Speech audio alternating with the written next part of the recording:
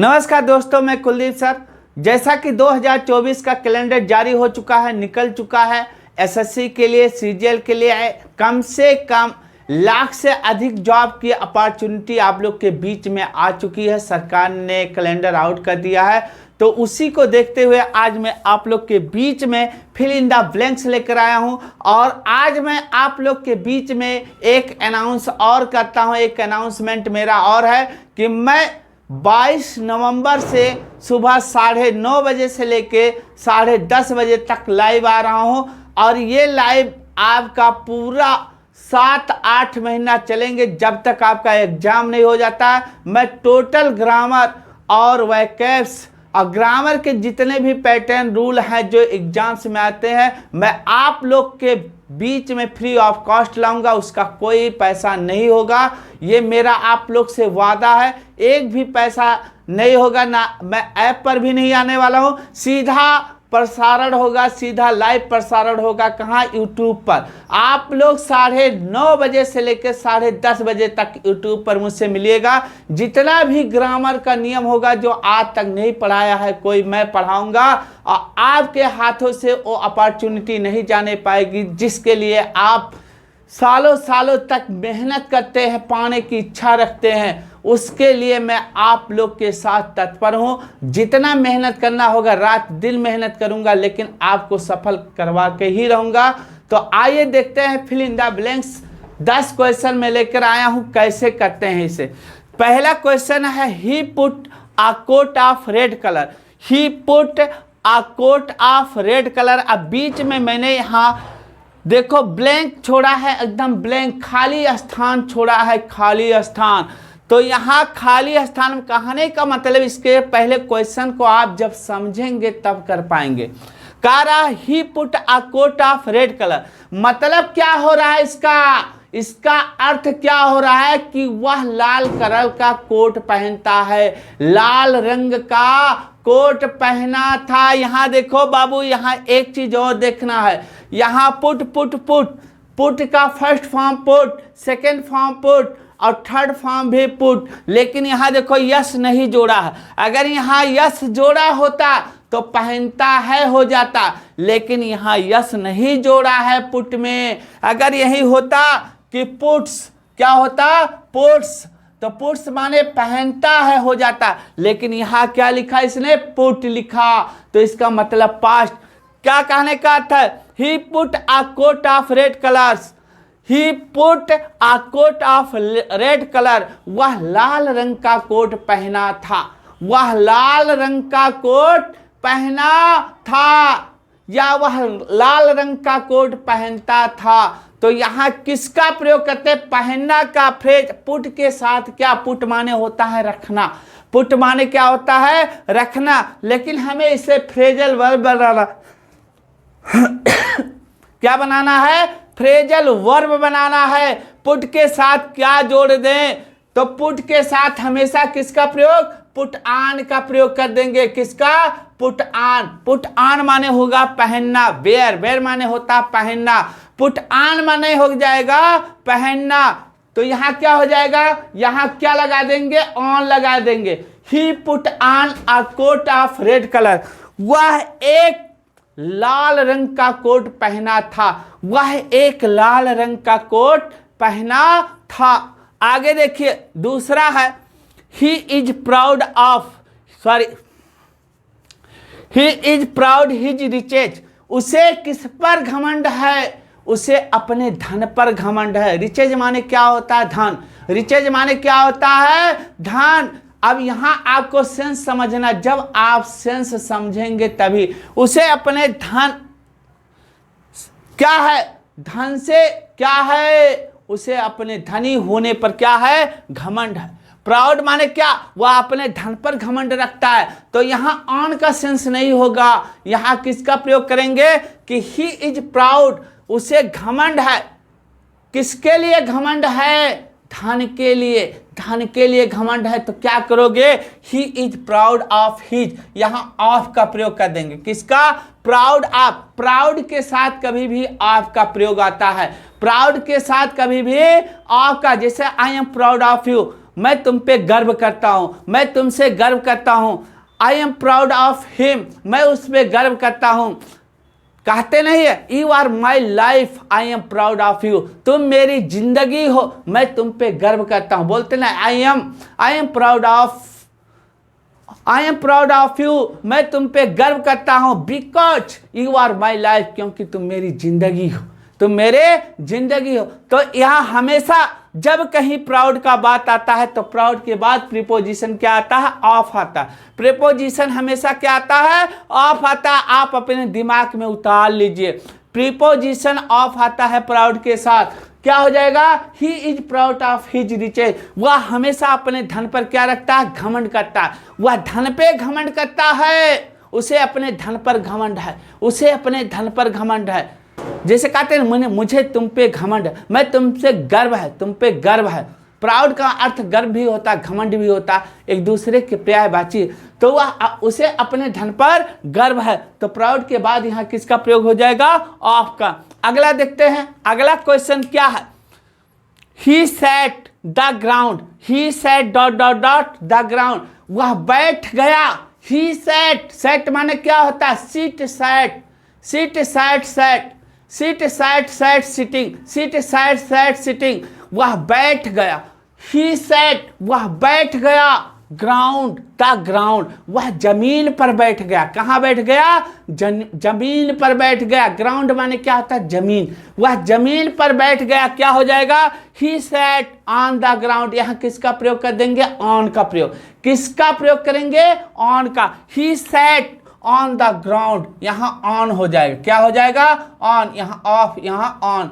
He sat on the ground, वह जमीन पर बैठ गया। देखिए जब तक आप हिंदी में नहीं निकाल पाएंगे, क्योंकि हम लोग हिंदुस्तानी हैं, जब तक आप इंग्लिश के सेंटेंस का भाव नहीं समझेंगे तब तक क्रैक नहीं कर पाएंगे। तब तक आप उस सेंटेंस का कुछ नहीं कर पाएंगे जब तक भाव नहीं समझेंगे। आपको भाव समझने की जरूरत है। जब तक आप भाव समझने की कोशिश करिए। सेंटेंस का कहने का अर्थ क्या है, सेंटेंस का मीनिंग क्या है, वर्ड का मीनिंग क्या है, जब तक आप नहीं जानेंगे तब तक सेंटेंस क्रैक नहीं कर पाएंगे। मैं नहीं, भगवान पढ़ा दे तो भी आप नहीं कर पाएंगे जब तक आप सेंटेंस का अर्थ निकालने, भाव समझने नहीं जानेंगे तब तक कुछ कर नहीं पाएंगे। अगला है ही finished the work 4 hours, 4 hours, उसने अपने काम को समाप्त कर दिया। कब कर दिया? 4 घंटे में। उसने अपने काम को 4 घंटे में समाप्त कर दिया। ही फिनिश्ड द वर्क 4 hours, उसने काम को 4 घंटे में समाप्त कर दिया। उसने काम को 4 घंटे में समाप्त कर दिया। कैसे बनाओगे? कैसे? यहाँ कौन सा प्रीपोजिशन आएगा कि 4 घंटे में समाप्त कर दिया उसने? तो यहाँ क्या है? 4 घंटे में पीरियड ऑफ टाइम है, लेकिन यहाँ टाइम जो है स्थिर है। यहाँ मोशन में टाइम नहीं है। अगर मोशन में टाइम होता तो हम फॉर या सिंस का प्रयोग करते हैं, तो पीरियड ऑफ टाइम के लिए फॉर और पॉइंट ऑफ टाइम के लिए सिंस। लेकिन यहाँ टाइम क्या है? स्थिर है, परमानेंट है, स्थिर है। तो यहाँ किसका प्रयोग करेंगे कि ही फिनिश द वर्क 4 hours, मतलब वह 4 घंटे में। तो यहाँ किसका प्रयोग कर देंगे? इन का। अब इन का यहाँ प्रयोग हो जाए, वह 4 घंटे में काम समाप्त कर दिया। तो यहाँ किसका प्रयोग हो जाएगा? इन का। यहाँ प्रीपोजिशन क्या आ जाएगा? In. He finished the work in 4 hours, in 4 hours। अगला सेंटेंस है, देखिएगा 5वां। Rakesh is now read all his troubles, कारण राकेश अभी भी रीड है।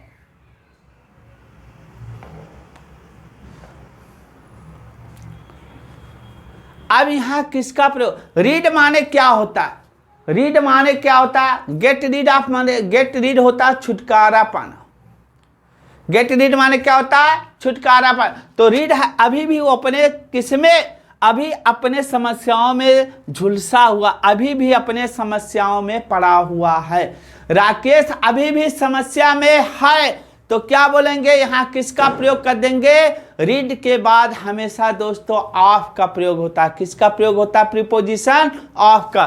तो यहाँ पांचवें में क्या हो जाएगा, ऑफ हो जाएगा। क्या हो जाएगा, Rakesh is now read of all his troubles. तो यहाँ क्या हो जाएगा, of. Rakesh is now read of all his troubles, यहाँ किसका प्रयोग हो जाएगा, ऑफ का। अगला, तो आप लोग को समझने की जरूरत है। कुलदीप सर से आप जुड़िए।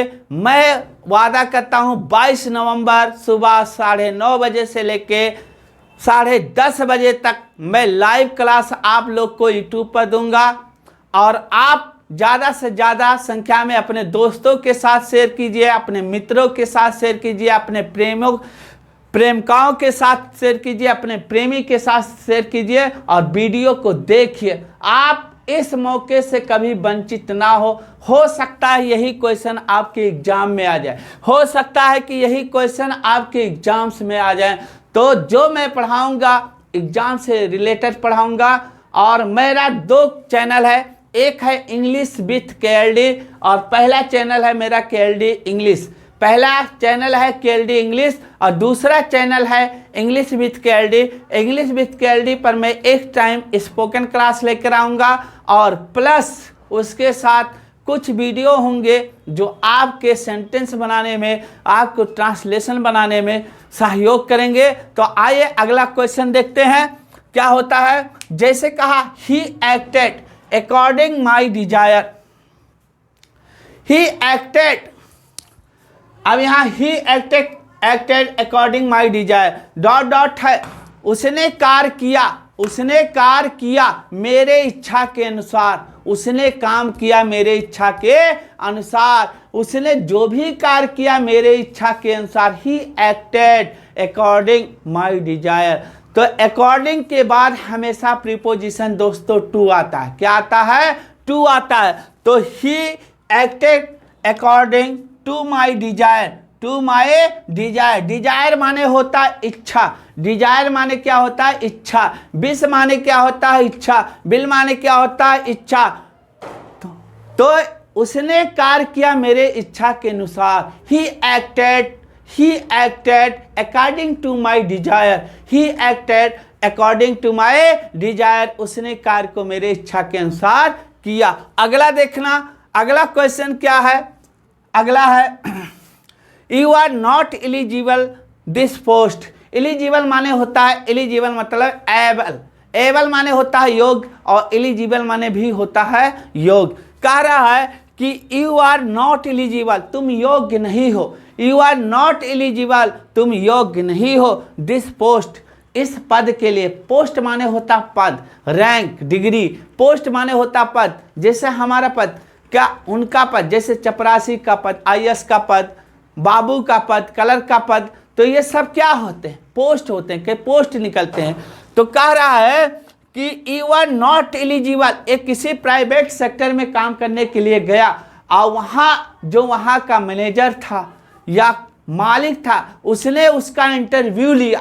इंटरव्यू में वो फेल हो गया, तो वही बोल रहा है कि you are not eligible this post, आप इस पोस्ट के लिए क्या नहीं हो, एलिजिबल नहीं हो, योग्य नहीं हो। आप इस पोस्ट के लिए योग्य नहीं हो। तो यहाँ क्या हो जाएगा, you are not eligible this post. यहाँ एलिजिबल के बाद हमेशा किसका प्रयोग होता है दोस्तों, फॉर का प्रयोग होता है। किसका, फॉर का प्रयोग हो जाता है। तो यहाँ क्या हो जाएगा, you are not eligible for this post, you are not eligible for this post, तुम इस पोस्ट के लिए योग्य नहीं हो, तुम इस पोस्ट के लिए योग्य नहीं हो। 8वां देखते हैं, 8वां क्या कहता है, I find no exception this rule of grammar.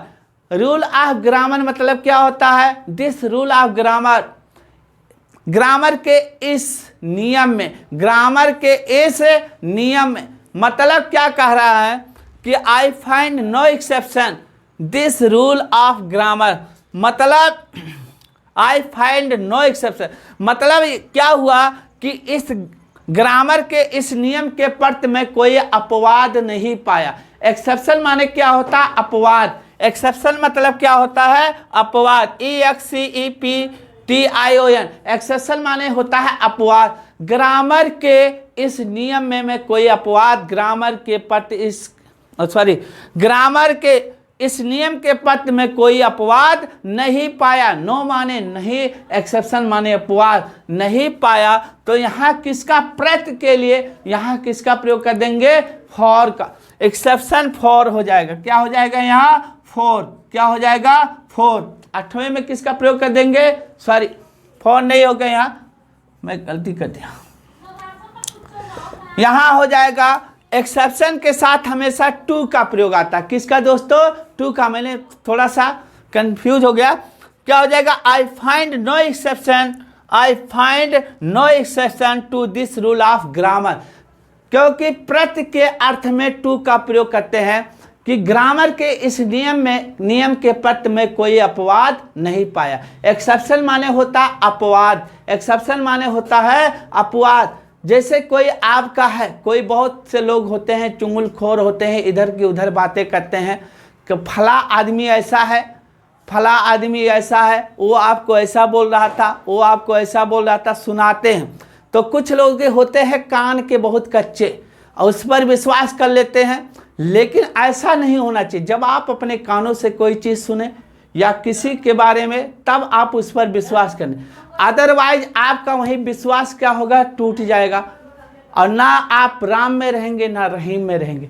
तो ऐसे होता है। तो एक्सेप्शन माने होता है अपवाद। अपवाद करने वाले बहुत से लोग होते। जब किसी की उन्नति होती है, जब आप ग्रोथ करते हैं, अगर आप विकास करते हैं और आपका पड़ोसी अगर जान लो आपसे जलने लगे या कोई आपसे जलने लगे, आपका जो बहुत खास मित्र हो या जो बहुत ही हो आपसे जलने लगे, तो जान लीजिए कि आपका ग्रोथ वहीं शुरू होना चालू हो गया। आप प्रोग्रेस करने लगे, आप सही रास्ते पर जाने लगे। तो दोस्तों, लोगों की बातों पर विश्वास ना करें। आप केडी इंग्लिश से जुड़िए और मैं आपसे पक्का वादा करता हूं कि आपका सिलेक्शन होगा ही होगा। इसीलिए मैं जो कैलेंडर 2024 का आया है उसी को देखते हुए मैं आप लोग को बिल्कुल निःशुल्क पढ़ाने का मैंने बीड़ा उठाया है। ये मेरा कर्तव्य है, मैं पढ़ाऊंगा। मैंने शपथ खा लिया, मैंने कसम खा लिया है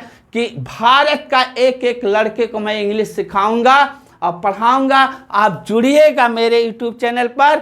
मैं पक्का वादा करता हूं आप लोग से कि पर डे में 9:30 बजे से लेके 10:30 बजे तक 1 घंटा YouTube पर लाइव होऊंगा और आप लोग देखिएगा। पढ़ाने का अगर कहीं आपको कोई दिक्कत होता है तो मेरे कमेंट बॉक्स में लिखिए ताकि मैं अपने अंदर सुधार कर सकूं। आप ही लोग, क्योंकि टीचर के जो दर्पण होते हैं, दर्पण माने आप समझते हैं मिरर, शीशा। जो टीचर का शीशा होता है, दर्पण होता है, वो स्टूडेंट होता है, वो विद्यार्थी होता है। विद्यार्थी ही टीचर के बारे में बता सकता है। शीशा तो खाली चेहरा देखने के लिए होता है, दर्पण। लेकिन जो स्टूडेंट होता है वो टीचर का दर्पण होता है, टीचर के कमी को बता सकता है। तो आप बिंदास में अगर मेरे अंदर कोई कमी है तो आप मेरे कमेंट बॉक्स में कमेंट करके मुझे बता सकते हो ताकि मैं अपने अंदर सुधार कर सकूं। अगला क्वेश्चन इसी के साथ देखते हैं। तो यहाँ I find no exception to this rule of grammar हो जाएगा, यहाँ टू हो जाएगा। नोवा है she has great passion. She has great passion. Passion माने होता है तीव्रता, भावना। कोई भावना हो, तीव्र हो। क्या हो? तीव्र हो। She has great passion. Natural beauty मतलब नेचुरल ब्यूटी। नेचुरल माने क्या होता है?